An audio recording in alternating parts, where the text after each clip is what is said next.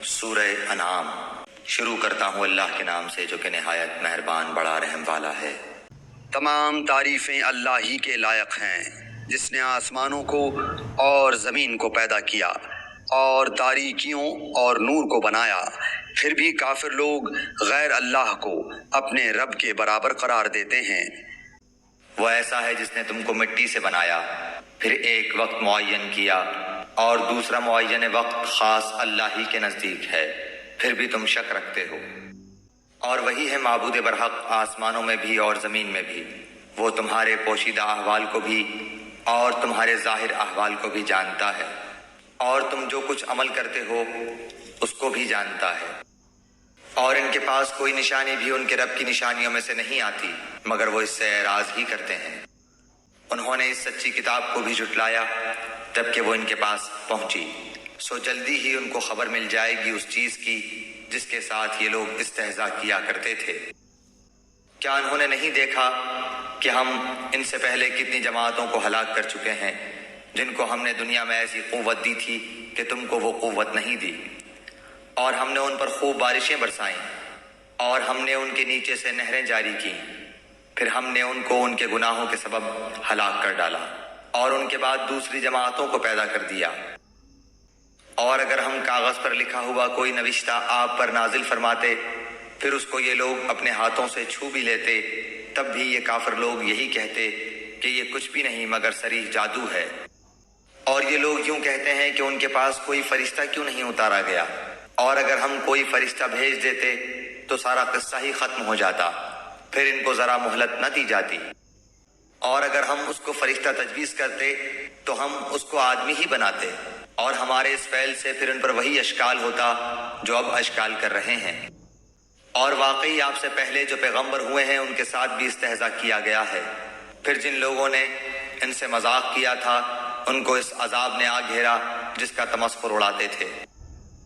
آپ فرما دیجئے کہ ذرا زمین میں چلو پھرو، پھر دیکھ لو کہ تکذیب کرنے والوں کا کیا انجام ہوا۔ آپ کہیے کہ جو کچھ آسمانوں اور زمین میں موجود ہے یہ سب کس کی ملکیت ہے؟ آپ کہہ دیجئے کہ سب اللہ ہی کی ملکیت ہے۔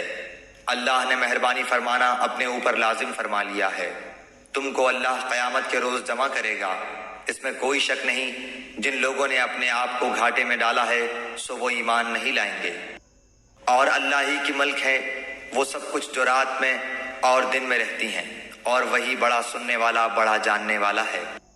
آپ کہیے کہ کیا اللہ کے سوا جو کہ آسمانوں اور زمین کا پیدا کرنے والا ہے اور جو کہ کھانے کو دیتا ہے اور اس کو کوئی کھانے کو نہیں دیتا، اور کسی کو معبود قرار دوں؟ آپ فرما دیجئے کہ مجھ کو یہ حکم ہوا ہے کہ سب سے پہلے میں اسلام قبول کروں اور تو مشرکین میں سے ہرگز نہ ہونا۔ آپ کہہ دیجئے کہ میں اگر اپنے رب کا کہنا نہ مانوں تو میں ایک بڑے دن کے عذاب سے ڈرتا ہوں۔ جس شخص سے اس روز وہ عذاب ہٹا دیا جائے تو اس پر اللہ نے بڑا رحم کیا، اور یہ صریح کامیابی ہے۔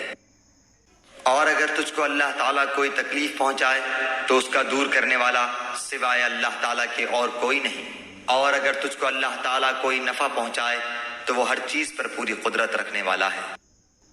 آپ کہہ دیجئے کہ سب سے بڑی چیز گواہی دینے کے لیے کون ہے؟ آپ کہیے کہ میرے اور تمہارے درمیان اللہ گواہ ہے، اور میرے پاس یہ قرآن بطور وحی کے بھیجا گیا ہے تاکہ میں اس قرآن کے ذریعے سے تم کو اور جس کو یہ قرآن پہنچے ان سب کو ڈراؤں۔ کیا تم سچ مچ یہی گواہی دو گے کہ اللہ تعالیٰ کے سوا کچھ اور معبود بھی ہیں؟ آپ کہہ دیجئے کہ میں تو گواہی نہیں دیتا۔ آپ فرما دیجئے کہ بس وہ تو ایک ہی معبود ہے، اور بے شک میں تمہارے شرک سے بیزار ہوں۔ جن لوگوں کو ہم نے کتاب دی ہے وہ لوگ رسول کو پہچانتے ہیں جس طرح اپنے بیٹوں کو پہچانتے ہیں۔ جن لوگوں نے اپنے آپ کو گھاٹے میں ڈالا ہے سو وہ ایمان نہیں لائیں گے۔ اور اس سے زیادہ بے انصاف کون ہوگا جو اللہ تعالیٰ پر جھوٹ بہتان باندھے یا اللہ کی آیات کو جھوٹا بتلائے؟ ایسے بے انصافوں کو کامیابی نہ ہوگی۔